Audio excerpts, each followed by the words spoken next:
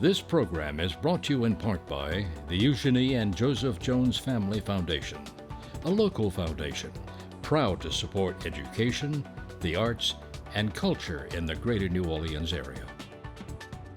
Informed Sources is made possible in part by Susie and Pierre G. Villery. We want to know more, do you? Informed Sources brings our region's top print and broadcast journalists together. To examine the stories behind the headlines. And we can all learn more.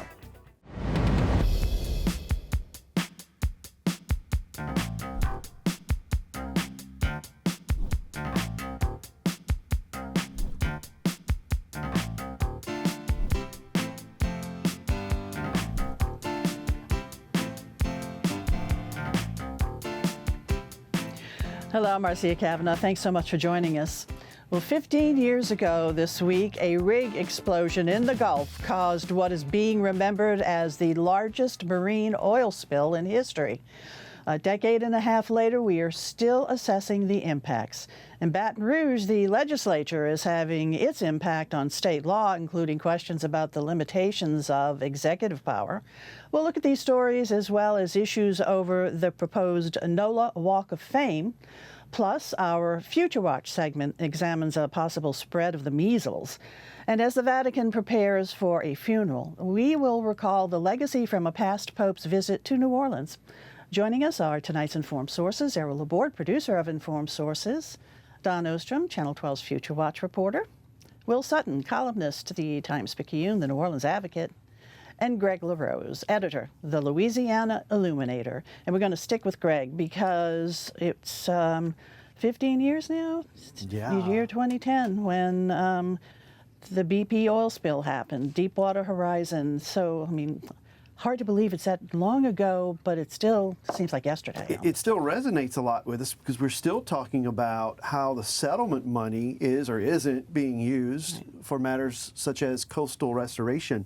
I was with New Orleans City Business at the time, and I can recall a real sentiment throughout the business community about, wow, we just feel like we're getting past the hump of Hurricane Katrina. There was real optimism, and then yet another man-made disaster. Yeah. So there was a lot of nervousness insofar as how it would affect tourism, how it would affect the environment, obviously, and what would this mean for the long-term future of energy exploration in an area that really has a real strong tie to that sector.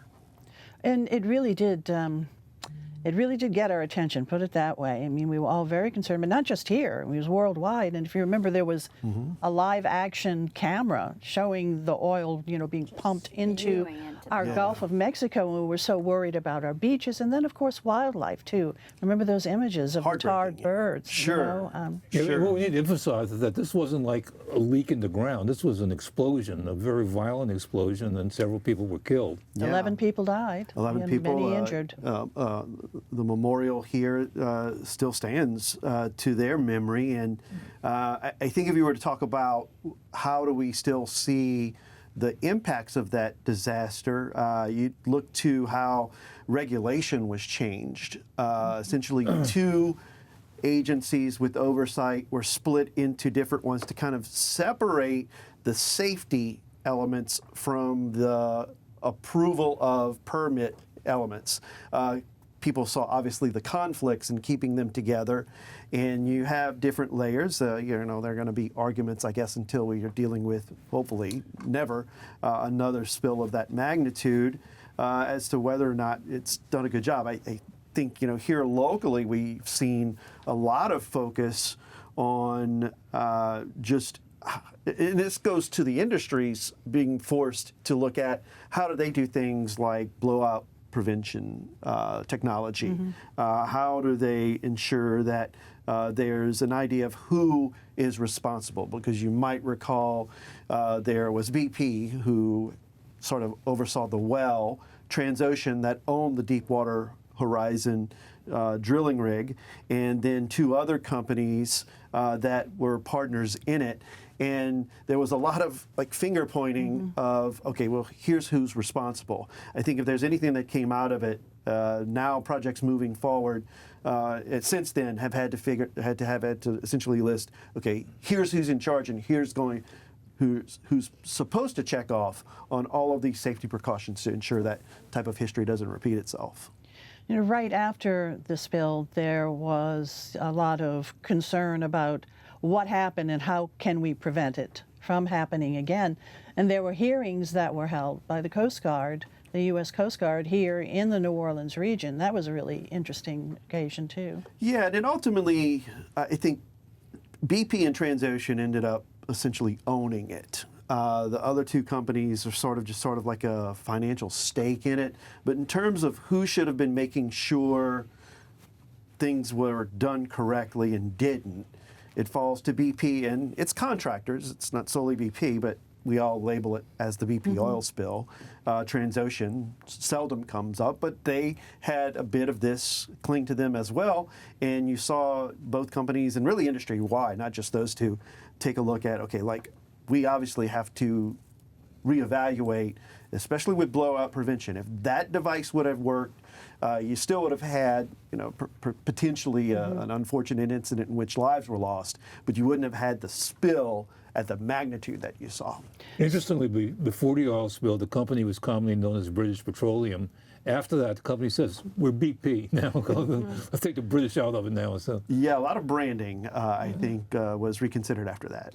A lot of people weren't going to BP gas stations after that time in protest, too. I remember the protests well. So, so that was a repercussion, certainly, for the company. But what about for individuals? Was anybody called out individually? I mean, there were fines for the big, and we've benefited from those fines in terms of coastal restoration. But individuals, do you recall? And so, like, there was a movie with Mark Wahlberg that kind of alluded to the oversight manager, for lack of a better way of explaining him, with BP kind of looking the other way. I think that might have been a little bit of entertainment fiction, as it were. I think at the end of the day, BP kind of took ownership with it, or at least was, most fingers pointed their way. But I think they stopped well short of saying, okay, blame us and only us. And so the Gulf is pretty well recovered from that, though. And seafood industry, Louisiana seafood industry, it took a real hit with it. Depending on who you talk to, the level of recovery, I think the bigger issue now for people in the seafood industry, especially those that are involved in shrimping, is foreign competition. And there's still the ongoing debate that we talked about, coastal restoration, river diversions. These are now like the pressing issues for them, though I'm sure they want to have some assurances that we wouldn't see a disaster of this magnitude again. Yes, exactly. All of us do not want to see that again. All right, Greg, thanks a lot. All right, E, let's go on over to you. This week we learned of the death of Pope Francis, and you wanted to talk about another pope who visited the city. By canon law, a pope is elected, has to be a baptized Catholic male. It doesn't really have anything else as far as what you do. It doesn't even say you have to be a priest or anything. But by tradition, that the people elected popes come from the College of Cardinals, so this could be a cardinal. Bergoglio, who we knew as Pope Francis, was appointed a cardinal by Pope John Paul II in 2001. And so that was the first step towards him. And John Paul II has always been remembered as an important pope because he was there during the whole downfall of communism. He also traveled a lot, had a good personality, and he came to New Orleans. And so he's the one pope that came to New Orleans. And so that's really what's come to mind. And there are a couple of things about there he is the day he arrives, and you just saw a quick trip of the Pope Mobile, and you see a mass at the St. Louis Cathedral. Thousands of people. It was a big thing to have him. And then from there he went to the Superdome, and you see at the Superdome the emphasis was on kids, and it was on minorities, and it was on cultural issues. So he went all over town, and then later in the day he went to Xavier University, where he put a big emphasis on diversity before that became a real buzzword. But the day ended at UNO. This was in the Eastern Campus. As you see, it was raining. Had a huge crowd. There was a very, very moving moment where he talked about New Orleans, and he talked about how he always heard about what he called the beautiful music of New Orleans. I hoped I could hear some of that music. Well, he did, because it ended. It's around where this scene is. Ronnie Cole was there, and Pete Fountain. And at one point, they played some music, and you see this wonderful scene of the music in the background and the Pope in the foreground. And it was just a very touching moment. And then after that, he had a motorcade where he went to Loyola. But what I wanted to point out, though, is that Archbishop Hannon had a really important role in this, in that he knew the Pope, he had contacts with him. And in 1984, when we had the World's Fair, they were able to persuade the Pope to allow some of the art from the Vatican to be at the World's Fair, which is a big deal, all right? And like about 100 pieces, and they built a pavilion there, a really nice-looking pavilion, and it had like this frame kind of tower that was made to look like St. Peter's Pavilion. There was a Caravaggio in there, which is probably as far as you can go. They wanted the Shroud of Turin to have it in there. I mean, that's how generous they were being. But there was political concerns because there was some kind of squabble between the Italian government and the Vatican government, who owns all these things. And they were afraid that if they left the Shroud of Turin, leave Turin, that the Italian government would say, well, this belongs to us and not to you. And so they didn't, but they did have is a reproduction of it, and a really good reproduction that actually looked like the Shroud of Turin, and so that was a big deal. But Hannon asked the Pope, he says, well, look, why don't you come in '84 when the World's Fair opens? You can make a really big deal out of this. And John Paul says, I can't make it. His schedule wasn't that. But he said, I promise I'll come later. Mm-hmm. And so when he came in '87, it was part of a tour that he was having throughout the United States, but it was also a part dealing with that promise of coming in. And so he came in and he stayed 2 nights. This was his longest visit on his trip. In '87, or a year later, so in '88, the Times-Picayune did an article where they surveyed people who had seen the Pope and asked if it had any impact on them. And like 87% said that, yeah, it had an emotional, real impact on it to see him. It was really an important visit for the city, that's for sure. I remember when I first saw him, because a lot of people went, but they didn't go on Canal Street because they were kind of scared away from Canal Street. There were all these stories about all these huge crowds. Don't go to Canal Street, go elsewhere, go over here, go see him. And so when he did come down in that Pope mobile down Canal Street, it was almost empty.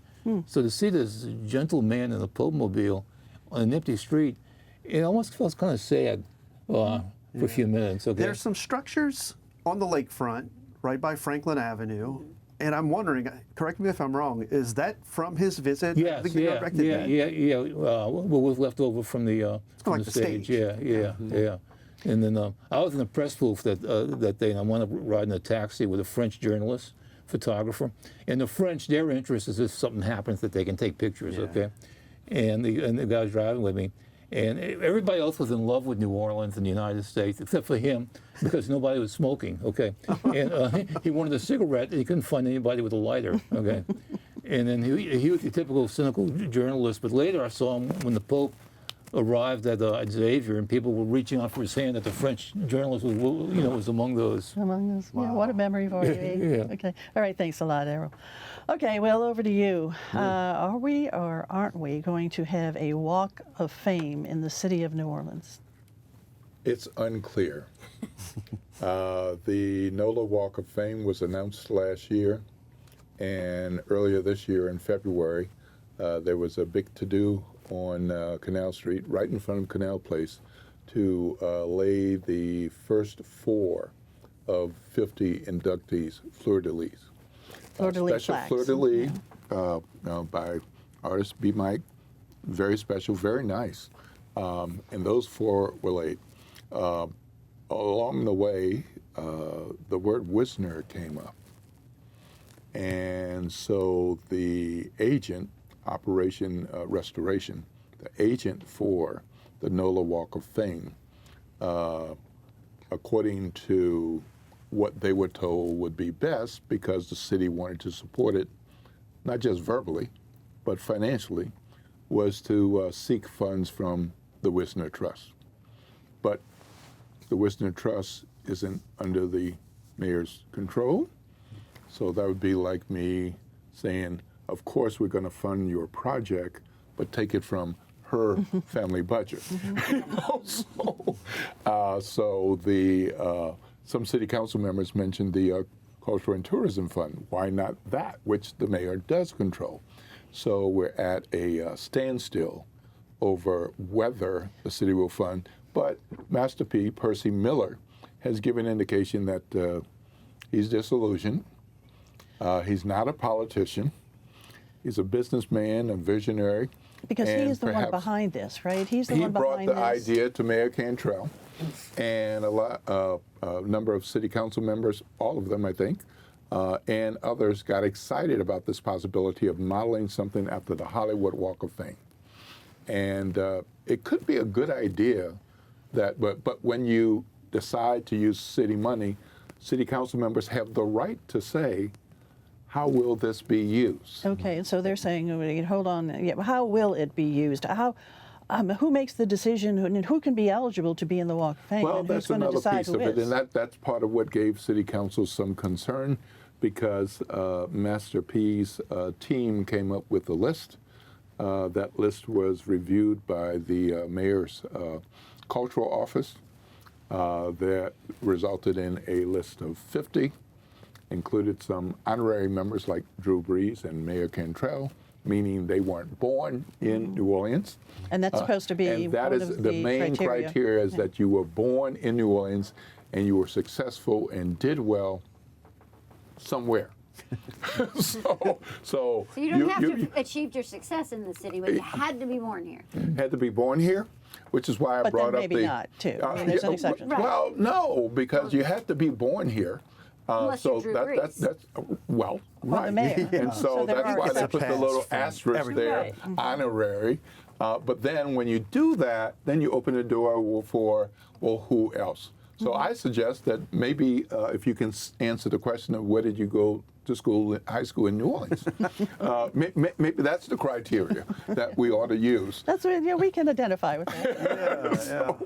But anyway, it's targeted to be a $6.5 million project. So that's not a small amount of money. They were asking for $500,000. And those who are honored as to get their Hall of Fame plaque would also have to come up with $35,000. An application fee of $250 and $35,000 if you are selected, except for this group that's already been named. Which is how the Hollywood Walk of Fame works. You have to pay for that. For your star. You do. And that's now gone up to $85,000. For the Hollywood one, Hollywood Walk of Fame. Wow. But of course, that's a whole different industry. Yeah. And it's Hollywood, it's not L.A., and different criteria. So, but there are, 4 or 5? There are 4 already laid down? right in front of Okay. Canal Place. So we could have a walk of shame. We have these 4. And, They you might know, want in some New Orleans company. we say, ain't there no more? So, And a list of 50 and a lot more could go on that list, like Harry Connick Jr. Honey Connick he Jr., declined his name is on the list, and he said, thank you, but no thank There you. are others. There were others that came before. far more worthy than I. Okay. Oh, well, we'll see where this goes. Thanks a lot, Will. Over to you, Don, right now, because we have had a measles case here in the city. We've had a measles case here in the city. From what I'm told, it's an adult person who acquired measles while traveling internationally to a place that has more measles than the United States does. That patient is isolated in a hospital receiving treatment. Nationwide, we have more than 800 cases of measles, which is more than twice as much as all of last year. The disease had been, or virus had been all but eradicated since 2000 and is now creeping, and a lot of that can be blamed on vaccine resistance left over from COVID. Prior to 2000, kindergartners in Louisiana, which is where you measure who's vaccinated and who's not, 96% of the state's kindergartners were vaccinated against the measles in 2020. By 2024, that number had dropped to 92%. It takes 95% of us being vaccinated to have what's called herd immunity, where we're protecting each other. If we took a view at this table, anybody born before 1957 is considered naturally immune because you were exposed to measles at some point in your life. Anyone after 1957 has had likely 1 dose of the vaccine to be able to go to school. They didn't start doing 2 doses until 1989. So I asked the question, those of us, who were vaccinated prior to 1989, should we be getting a booster or another shot? That second shot gets you to an efficacy rate of 97%. It's a very effective vaccine. If you've had just the 1 shot or if you've been exposed prior, you're at about 93%. So there's still a small percentage of people who are vaccinated and have been exposed who are gonna get the measles, but it's a very, very small percentage. If you do get it, or if you're exposed to it, that was my biggest question. It's 4 days prior to the person developing the rash to 4 days after the person developing the measles rash that they're highly contagious. If you've been exposed to it within 72 hours, you should consult with a doctor. You can get a second shot. You could also get other treatment, because measles is no joke. It's going to start out with the kind of normal things that most viruses, fevers and just discomfort, and then that classic rash. But it can lead to encephalitis, which is the biggest problem. Encephalitis, swelling of the brain that will kill you, or pneumonia. 1 to 3 of every 1,000 children who get the virus will die from it.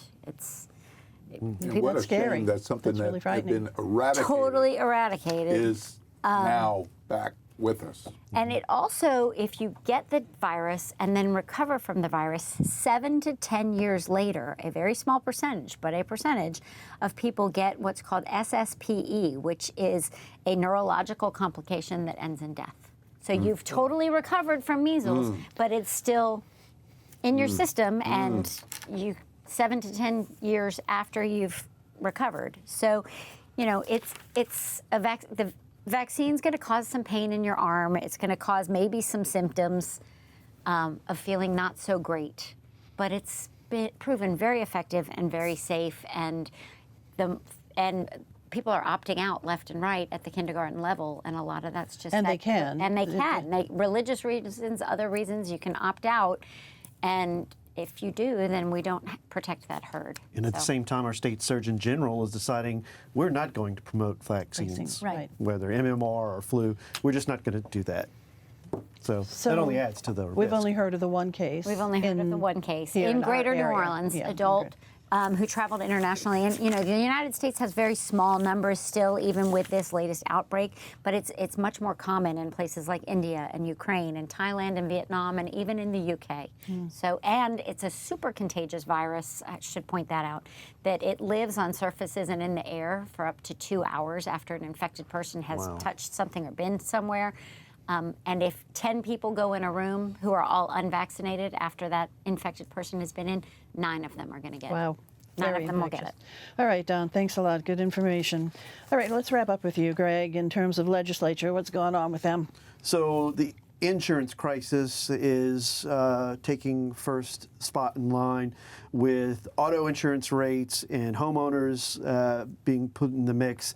And Governor Landry's really been adept at how he's trying to steer his legislative agenda, focused largely on insurance coverage for automobiles, and really is walking that fine line gracefully in saying that plaintiffs' lawyers, you've got to give something. Insurance companies, this is on you too. And we're seeing his measures move forward in that regard, and that we're seeing so-called tort reform, a lot of bills that are still making their way through the early committee stages, but seemingly moving forward. I don't see much resistance to them to this point. Now, whether that actually brings auto insurance rates down, that's the big question that we're going to have to wait months to figure out. What about an increasing executive power? Yeah, the governor really, as soon as he got into office, started the play to give himself more power to appoint leaders of the various state boards and commissions. That includes higher ed boards. And here locally, he's really wanted to flex that muscle with the reconfigured levy boards. And on the surface, or at least publicly, his reasons for doing so have been to use the law enforcement arm of the levy boards to help supplement crime-fighting coverage in the city of New Orleans, specifically the communities close to the lake. Behind the scenes, we've seen an exodus of members of the levee board who fear that the governor, and namely his good friend Shane Guidry, who's become an unofficial advisor to the governor, that they're going to steer resources away from flood protection. And so, you know, there are those who are voicing those concerns. What's the response from the governor and Shane Guidry? Press forward. They're seeking a change that essentially, there's some legislation that would kind of put this in writing, but it's already taking place. Guidry and the governor essentially handpicked the new executive director of the levee board, and it seems as though the policy is moving in their place already. Of course, right after Katrina, there were some changes made to the composition of the levee board. Yeah, there was a recognition that the alignment or makeup of the boards was way too politicized. There was too much power in the hands of governors and other elected officials to pick the members, and not enough focus on the professional expertise you needed in engineering, in controlling how water affects a shoreline, the financial aspects of making sure your ducks are all in a row. And the fear is, again, from the board members who've walked away, that emphasis is no longer there. Okay, all right, we'll see how that goes. Thanks a lot, Greg. Okay, guys, other stories. E, over to you. Well, with the funeral of Pope Francis, the announcement was made. The congressional delegation for the United States, heading the delegation will be Steve Scalise. And it was Speaker Johnson who announced that, who made the pick. And he was, because the fellow guy from Louisiana, but he didn't want it to make it seem partisan, which it wasn't. He wanted to point out that he picked Scalise because Scalise is the highest ranking Catholic in Congress. And so it's about a 10-member delegation, including Nancy Pelosi heading there, and Donald Trump will be there. For the funeral this weekend? Yeah, and Zelensky will be there from Ukraine. Okay. All right, thanks, E. Don. Sports focus for most people this weekend is either on the Zurich Classic or the NFL Draft, but I just wanted to highlight high school kids are in their championship season right now, too. They're fabulous track and field athletes, lacrosse athletes, baseball and softball athletes, participating this weekend and next for state championships that are fun to watch. Kudos to them all, really. All right, Will, over to you.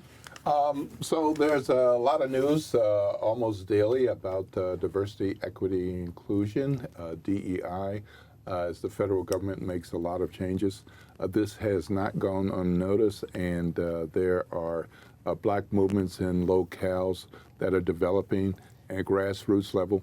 There's going to be a national tour, a 10-state State of the People Power Tour that launches this weekend in Atlanta and is coming to New Orleans next month. All righty, real quick. This coming week, we should have a better idea of another bureau or agency where the governor wants to exert more control, the Department of Transportation. All right. Thanks, guys, for being here, and thank you all for watching. We'll see you again next week for Informed Sources. Have a good evening. All right, Joe.